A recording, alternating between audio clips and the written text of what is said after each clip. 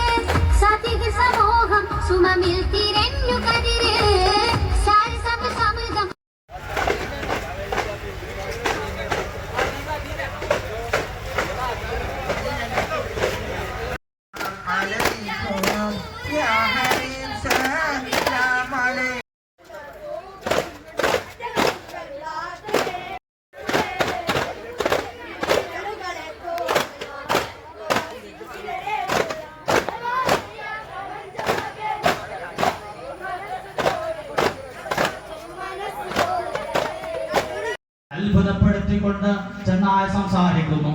എന്നിട്ട് ചെന്നായ ചോദിച്ചു, ചെന്നായ പറഞ്ഞു, ഓ മനുഷ്യ, യഥ്രിബിൽ മുഹമ്മദ് എന്ന് പറയുന്ന സ്വല്ലല്ലാഹു അലൈഹി വസല്ലം ഒരു പ്രവാചകൻ വന്നിട്ടുണ്ട്.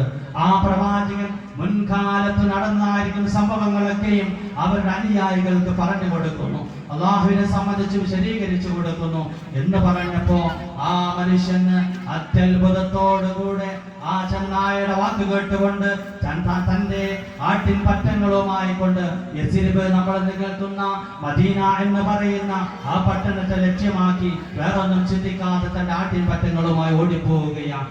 അങ്ങനെ ആ മദീന നഗരത്തിലേക്ക് കയറി ചെന്നുകൊണ്ട് ഇങ്ങനെ പ്രവാചകനെ സംബന്ധിച്ച് അന്വേഷിക്കുമ്പോ ആ റസൂലുള്ളാഹി സ്വല്ലല്ലാഹു അലൈഹി വസല്ലം തങ്ങളെ അവിടുത്തെ സഹാബത്ത് ഒരു സാവിയിൽ ഒരു ചെറിയ കുഴിയിൽ കാണിച്ചു കൊടുക്കും. അള്ളാഹുവിനെ കണ്ടുമുട്ടുന്ന രൂപത്തിലേക്ക് നമ്മളുടെ ജീവിതത്തെ മാറ്റിയെങ്കിൽ മാത്രമേ നാളത്തെ ലോകത്ത് റസൂലുള്ളാഹി സ്വല്ലല്ലാഹു അലൈഹി വസല്ലം തങ്ങളുടെ മഹത്തായ ശുപാർശക്കർഹരാകാൻ നമുക്ക് സാധിക്കുകയുള്ളൂ.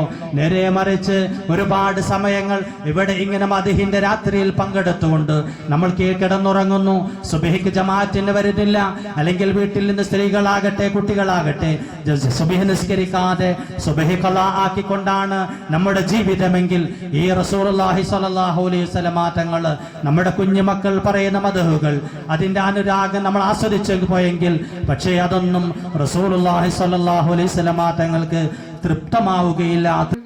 ഇസ്ലാമിക ചിന്തകൾ അവരിൽ കുത്തിച്ചെലുത്തിക്കൊണ്ട് മുന്നോട്ട് പോവുകയും ചെയ്താൽ നമ്മുടെ ജീവിതത്തിൽ യാതൊരു തരത്തിലുള്ള പരാജയം ഉണ്ടാകില്ല എന്ന കാര്യത്തിൽ യാതൊരു സംശയവുമില്ല.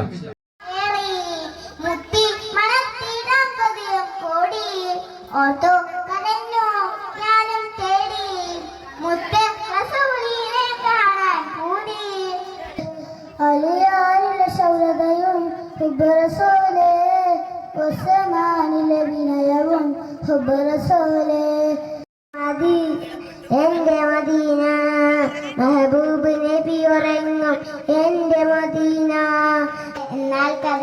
പറയാം. അങ്ങനെ അസദിൻ ഫറസിന്റെയും കഥയാണ്. അസദ് ഇങ്ങനെ ഉമ്മീന്ന് വിളിച്ചു കഴിയുമ്പോഴാണ് നമ്മളെ അസദ് നോക്കുന്നത്. അല്ലാഹുവിന്റെ റസൂലാണ് സത്യ ഹബീബി പൻസുദിനം. പാടുക പറയുക കുട്ടികളെ മുത്ത് റസൂലിൻ മധുകളെ.